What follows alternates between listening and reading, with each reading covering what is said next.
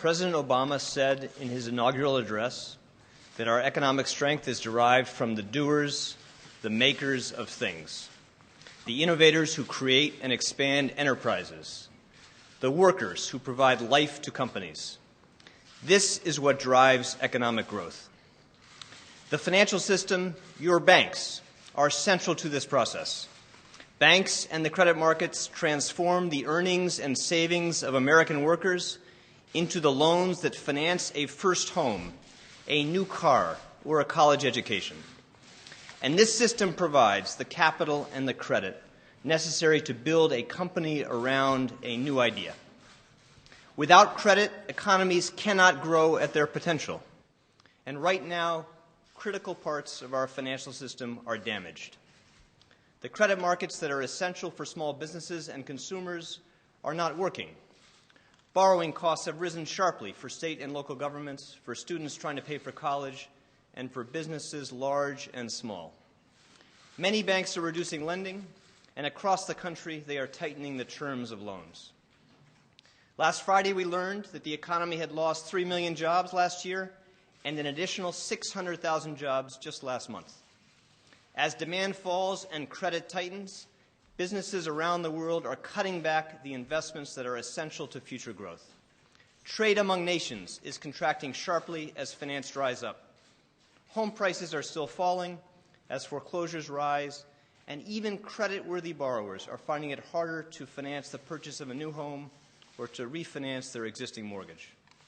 Instead of catalyzing recovery, the financial system is working against recovery. At the same time, the recession is putting greater pressure on banks.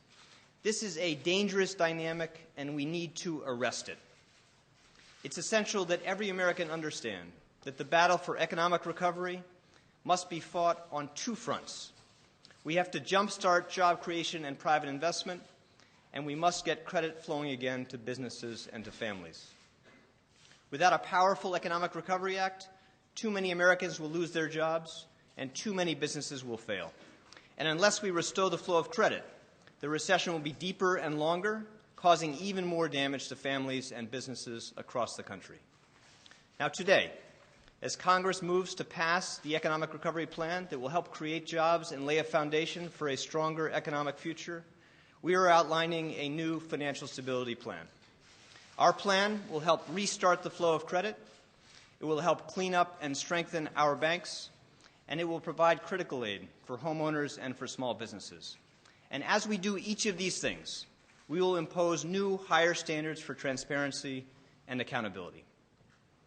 I'm going to outline the key elements of this plan today, but before I do that, I want to say a bit about how we got here. The causes of this crisis are many and complex. They accumulated over a long period of time, and they will take time to resolve.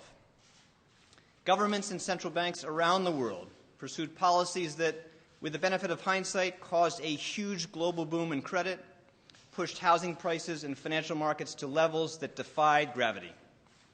Investors and banks took risks they did not understand. Individuals, businesses, and governments borrowed beyond their means. The rewards that went to financial executives departed from any realistic appreciation of risk.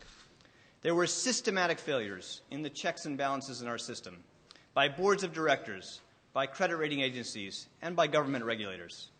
Our financial system operated with large gaps in meaningful oversight and without sufficient constraints to limit risk. Even institutions that were overseen by our complicated and overlapping system of multiple regulators put themselves in a position of extreme vulnerability. And these failures helped lay the foundation for the worst economic crisis in generations. And when the crisis began, governments were slow to act. When action came, it was late and inadequate. Policy was behind the curve, always chasing an escalating crisis.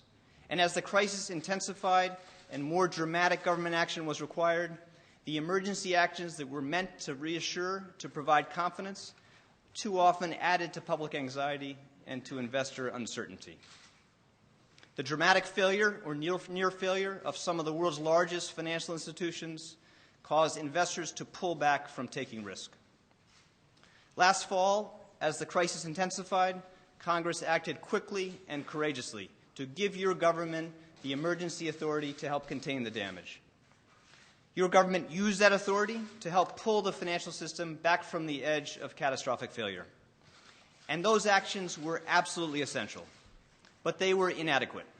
The force of government support was not comprehensive or quick enough to withstand the acute pressure brought on by a weakening economy. And the spectacle of huge amounts of taxpayer assistance provided to the same institutions that helped cause the crisis added to public distrust.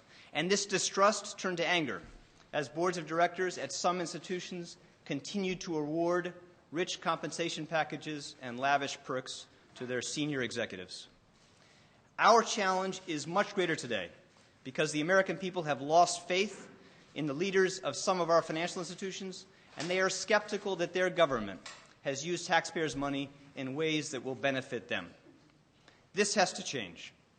To get credit flowing again, to restore confidence in our markets, and to restore the faith of the American people, we are going to fundamentally reshape our program to repair the financial system.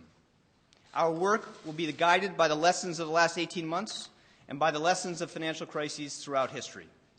And the basic principles that will shape our strategy are the following. We believe that policy has to be comprehensive and forceful. There is more risk and greater cost in gradualism than there is in aggressive action. We believe that action has to be sustained until recovery is firmly established. In this country in the 1930s, in Japan in the 1990s, and in many cases elsewhere around the world, crises lasted longer and they caused greater damage because governments applied the brakes too early. We cannot make that mistake. We believe that access to public support is a privilege, not a right.